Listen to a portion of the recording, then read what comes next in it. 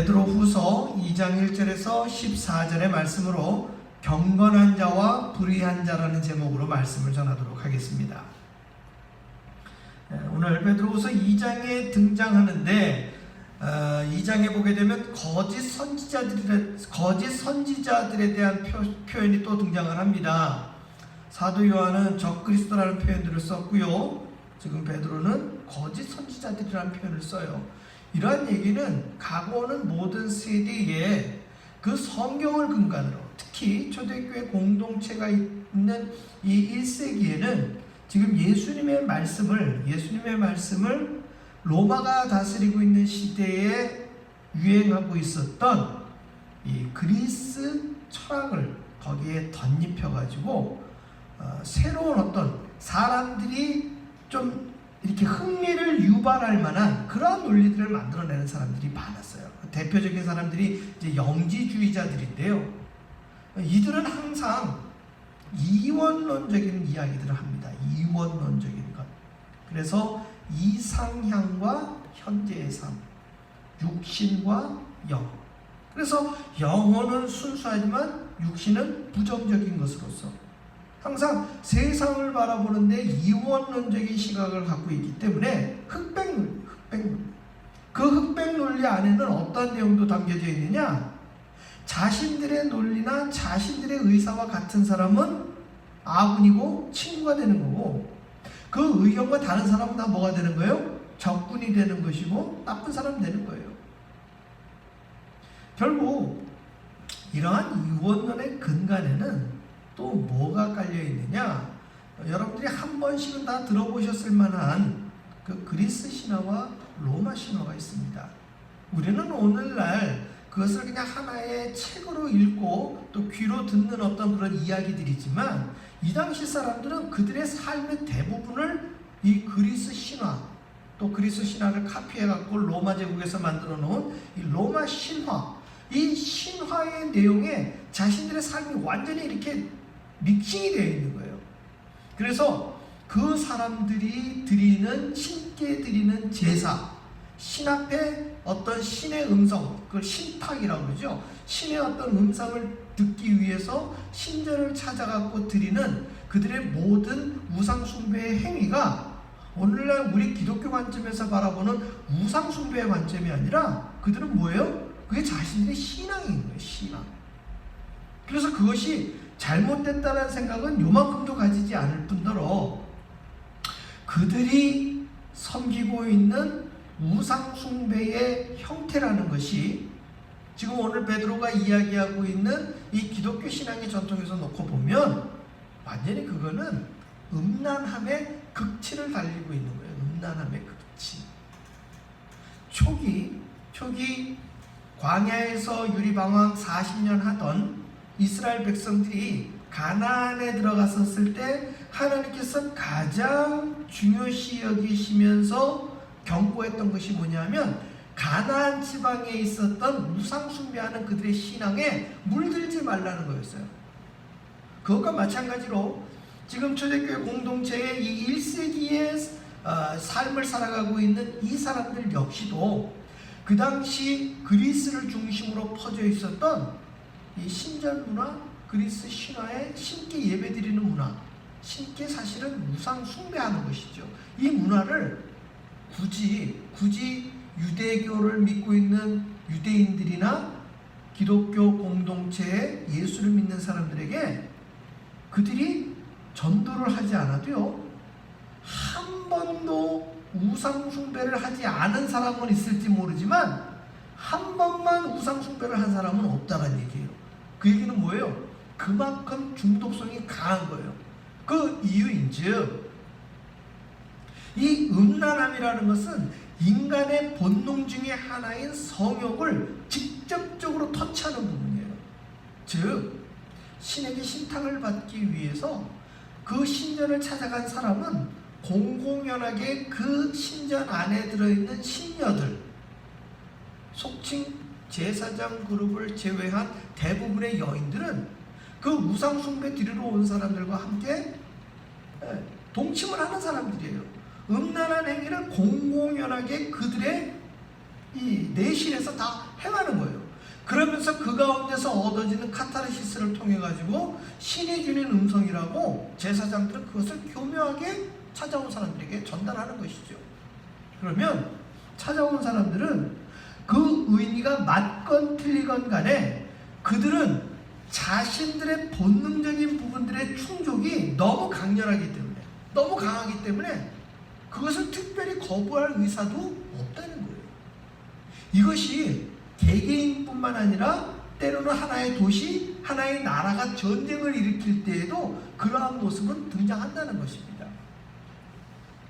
결국 거짓 선지자들이 전하는 부분들에 대해서 오늘 베드로후서는 2장 2절에 이렇게 이야기합니다. 여럿이 그들의 호색하는 것을 따르리니 이로 말미암아 진리의 도가 비방을 받을 것이요.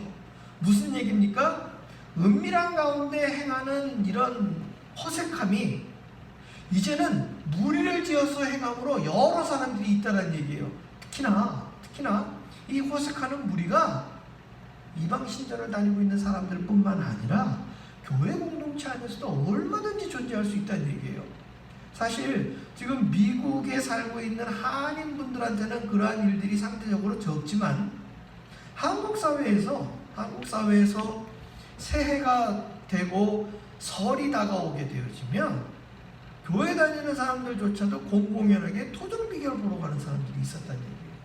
점을 보러 간다는 소리예요. 쉽게 얘기하면 전밭이한테 가서 점을 보는 것이고, 더 놀라운 사실은 타이틀이 권사님이시고 장로님이셔요. 그런데 그분들이 자신들의 개인 기도원을 만들어 놓고 그 안에서 뭐 하는 거예요? 그 안에서 안수기도 해주고 그 사람의 앞일을 예언해 주겠다고 공공연하게 사람들한테 찾아오게 만드는 거예요. 사랑하는 성도 여러분, 오늘날 저와 여러분이 살고 있는 이 지역사회에도 그런 사람들이 혹 있을런지 모르겠지만, 정식으로, 이 표현이 굉장히 이상합니다만은, 정식으로 인가받은 교단에 속한 교회가 하나님의 말씀과 진리를 전하는 것이지, 스스로 어떠한 공동체를 만들어 놓고 하나님의 말씀을 자신의 사익이나 개인의 유익을 위해서 다른 이에게 예언을 하겠다면서 안수하면서 이 말씀을 사사로이 전하는 것은요, 이것은 큰 틀에서, 큰 의미에서 볼 때 하나님 앞에 음란한 행위라는 거예요. 즉 사람을 중심으로 생각할 때는 성욕을 통한 음란함으로 우리는 생각할지 모르지만, 하나님이 생각하시는 음란함, 이것은 이방 신상을 섬기는 것 자체를 하나님은 음란하게 생각하셨다는 거예요. 즉 두 신을 섬기는 것이 바로 하나님이 말씀하시는 음란함이요, 오늘 베드로가 이야기하는 이 호색함의 궁극적인 의미를 전하고 있는 거예요. 그래서 3절에 이렇게 되지 않습니까? 그들이 탐심으로써 지어낸 말을 가지고 너희로 이득을 삼으니 그들의 심판은 옛적부터 지체하지 아니하며 그들의 멸망은 잠들지 아니하느니라. 무슨 얘기입니까? 이게 어제 오늘 초대교회 1세기 그리스 철학만 기반으로 생겼던 것이 아니라, 그 뒤에 우리가 읽은 본문의 내용을 보게 되면 노아 시대에도 이 사람들이 있었다는 얘기예요. 즉 첫사람 아담 이후에 사단의 유혹에 꾀임에 빠져서 네가 하나님과 같이 될 것이다 라는 이 꾀임에 빠진 모든 사람들은 하나님 말씀에 귀 기울이려고 하기보다는 그 말씀 이외의 것으로, 그 말씀 이외의 길을 통해서 하나님처럼 되고자 하는 그 악한 마음이 모든 사람들 마음속에 들어있다는 거예요.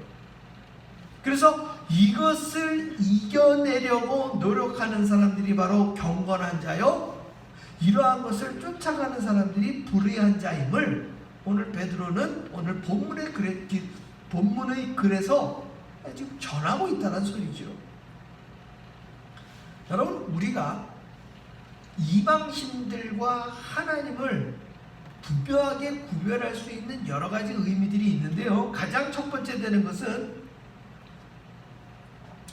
세상을 창조하신 실질적인 능력이 누구에게 있느냐?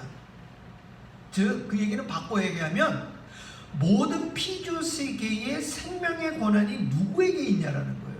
누구에게 있습니까? 하나님께 있어요.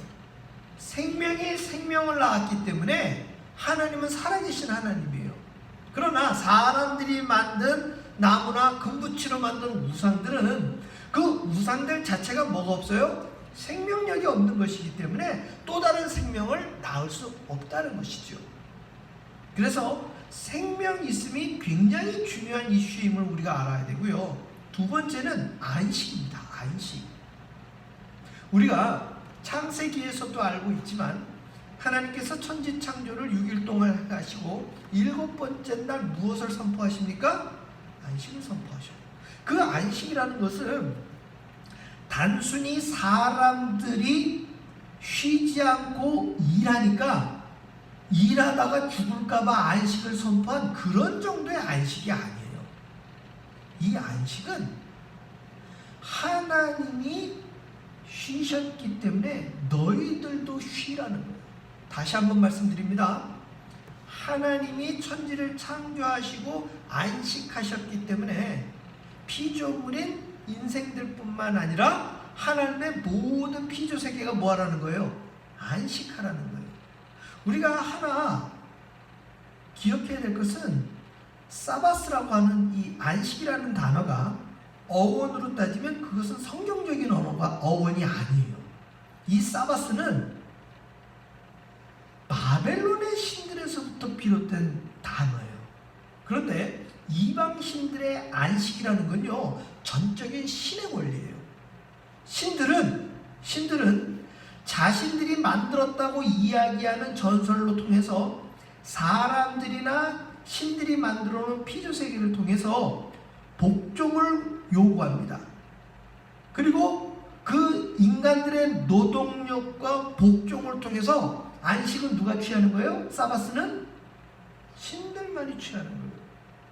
자신들이 부리고 있는 피조세계나 사람들은 뭐가 없는 거예요? 안식이 없는 거예요.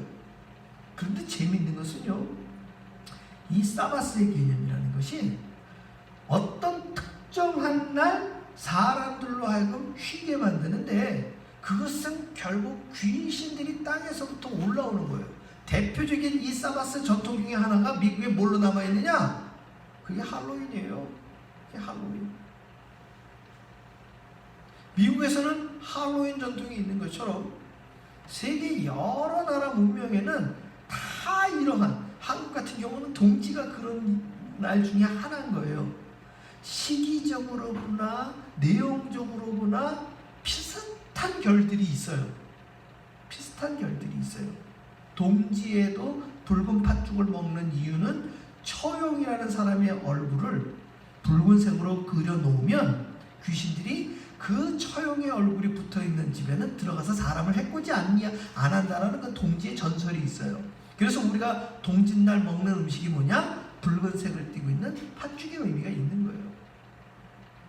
다시 돌아와서 안식의 개념이라는 것은 이처럼 이방신들은 자신들은 쉬고 자신들이 만들었다고 이야기하는 피조세계를 통해서 노동과 복종만을 강요하고 신들의 권리인 사바스는 사람들에게 주지 않았던 거예요. 그러나 하나님께서는 당신이 이 세상을 생명을 낳은 것으로 창조해 놓으신 이후에 당신의 창조세계에도 동일하게 무엇을 허락하신 거예요? 안식을 허락하신 거예요. 더 결정적인 것은 뭐냐? 이 안식일 날이 놀고 먹고 쉬고 자는 날이 아니라 어떤 날이에요? 그날이 하나님께 예배하는 날이에요. 예배라는 것은 오늘날 우리가 제의적인 어떤 전통의 행위가 있어서 그렇지, 사실상 예배의 핵심은 우리에게 생명 주신 생명의 주권자와 커뮤니케이션을 하는 날이에요. 커뮤니케이션을 하는 날. 그래서 우리의 예배를 하나님이 뭐 하신다고 그래요? 받으신다고 하잖아요. 우리는 예배를 드리고 하나님은 우리의 예배를 받으시는 거예요. 결코 우리는 예배를 쳐다보는 예배의 객관적인 관중이 아니란 얘기예요. 예배를 보는 사람이 아니고 우리는 예배를 전적으로 하나님 앞에 드리는 사람이에요. 그리고 그 예배를 하나님은 받으시고 주고받는 이 관계가 예배의 핵심이고 예배에서 이루어지는 커뮤니케이션이며 이 커뮤니케이션을 통해서 우리는 세상이 줄 수 없는 샬롬인 안식을 우리는 예배의 자리에서 경험하게 되는 거예요.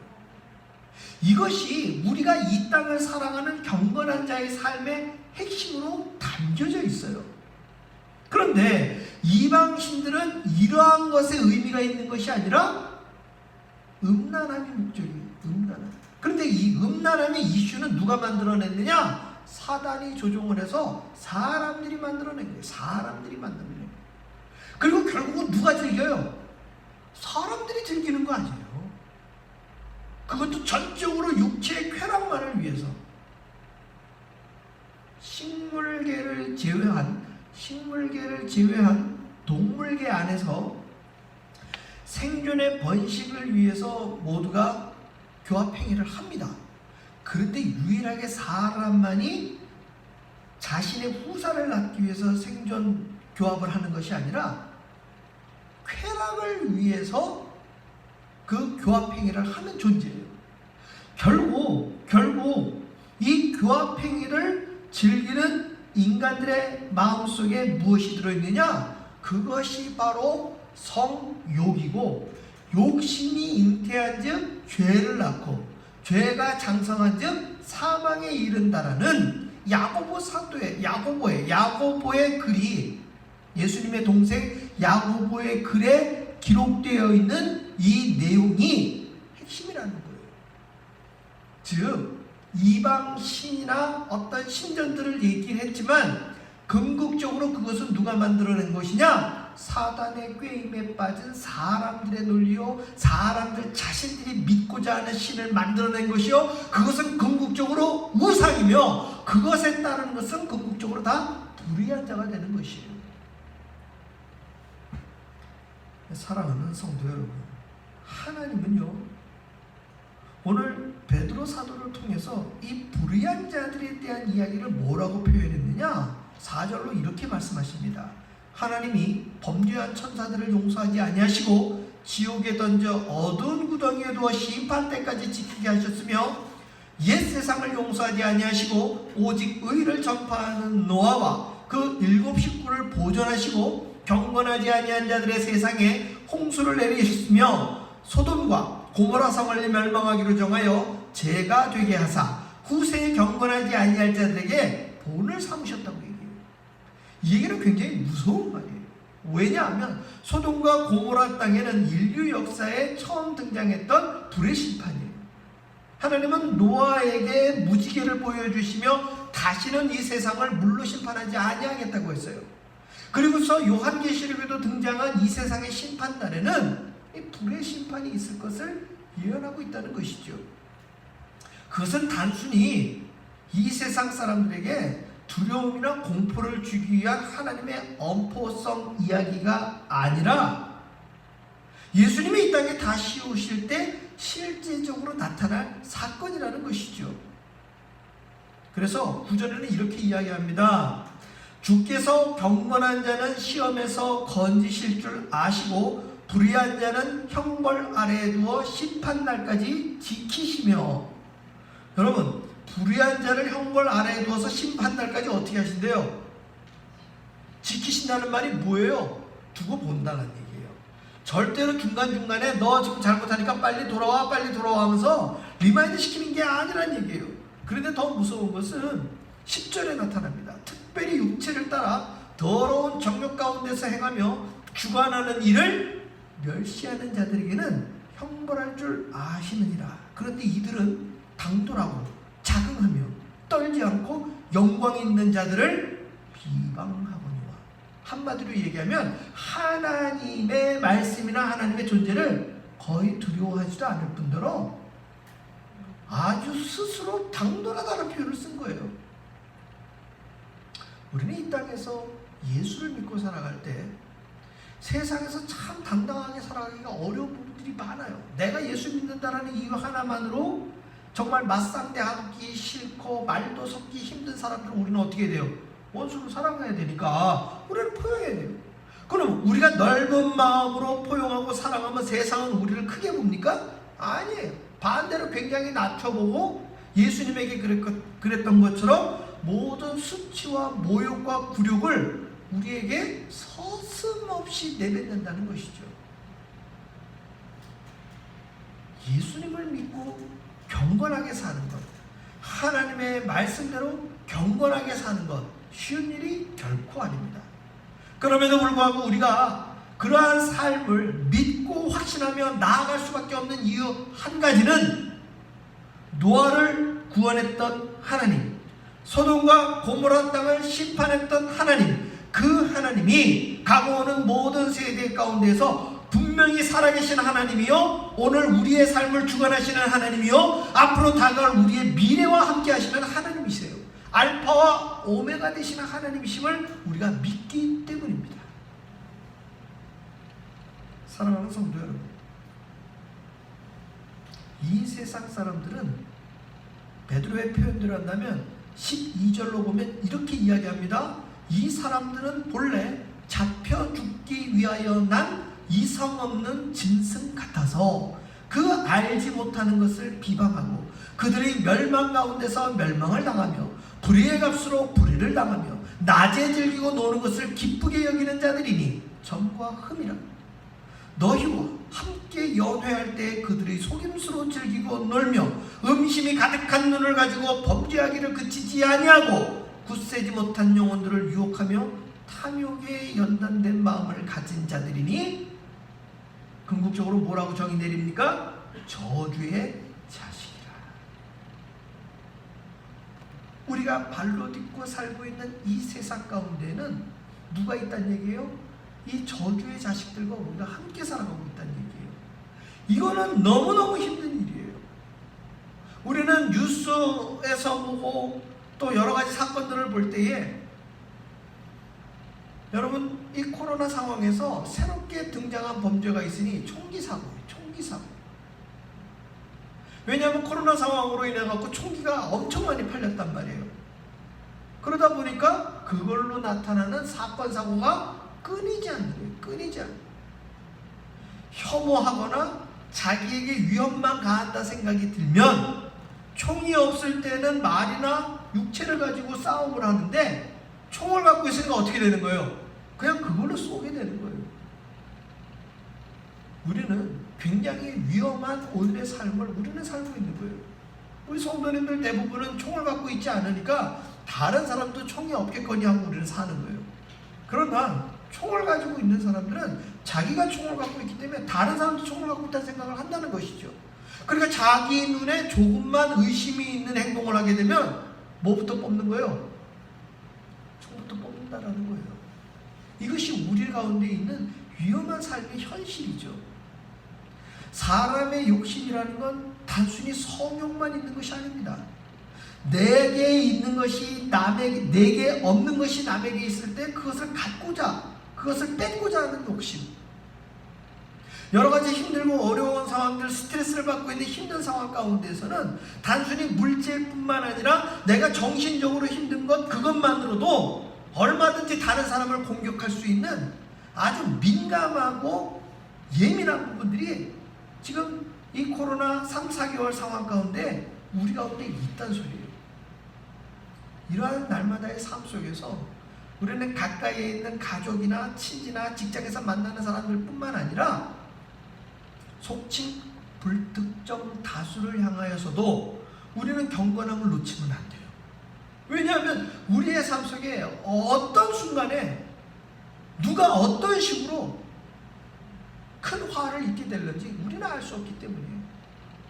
단순히 내 생명을 유지하기 위해서 이렇게 살아가는 것이 아니라 오늘 베드로가 이야기하고 있는 이 험악한 초대교회 공동체가 살고 있었던 이 불의한 자들이 판치고 있었던 그 시대뿐만 아니라 2000년을 지난 오늘날의 우리의 상황은 이때보다 더 나아진 것이 조금도 없고 심지어 더 힘들고 어려운 오늘을 우리는 살아가고 있다는 것입니다.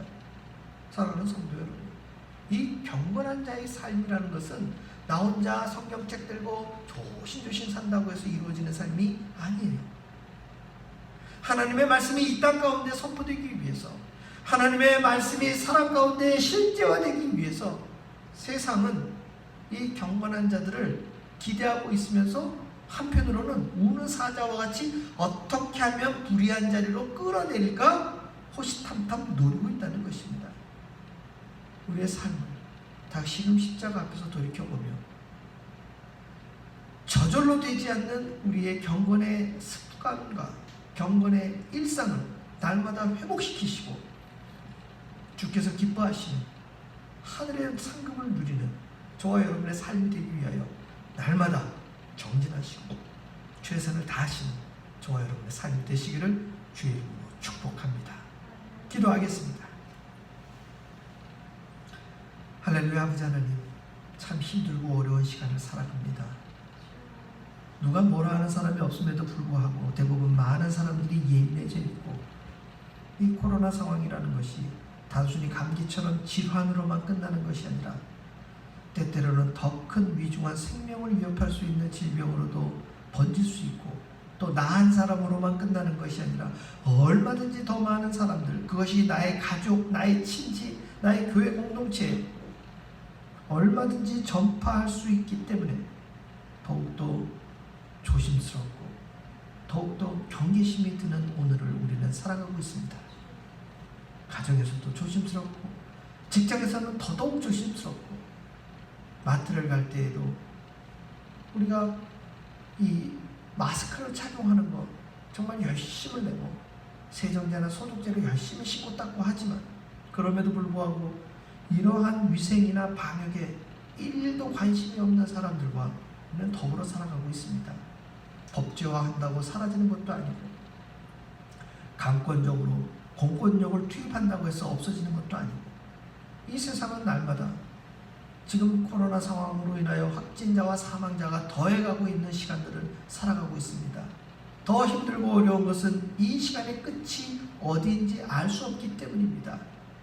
그러하옵기에 아버지여, 우리가 이러한 시간들을 끝을 보기 위해서 하루하루를 새는 것이 아니라 우리의 날마다 주어지는 호흡 있는 이 시간도 우리 주께서 주신 귀한 생명의 날임을 깨닫고 세상을 바라보기보다는 하나님의 말씀과 십자가를 바라보며 경건한 자의 삶을 유지할 수 있도록 우리가 날마다 최선을 다하고 습관을 조차 기도하고 또 하나님의 말씀에 좀 더 귀 기울이는 우리들의 삶의 시간이 있기를 소망합니다. 하나님 우리를 도와 주시옵소서. 하나님 날마다 우리 가운데 새 힘을 더하여 주시어서 경건한 자의 삶을 놓치지 아니하도록 주님 은혜를 더하여 주시옵소서. 간절히 구할 때 예수님 이름으로 기도하옵나이다.